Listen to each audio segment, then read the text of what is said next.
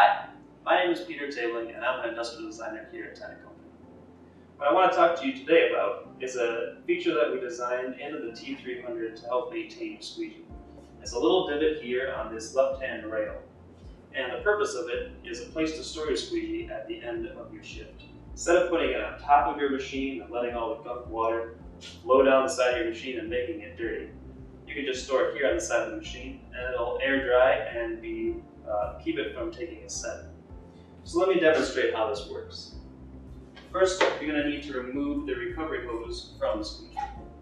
Next, loosen the yellow star knob and pull the squeegee up. At this point, you'll probably want to wipe your squeegee down.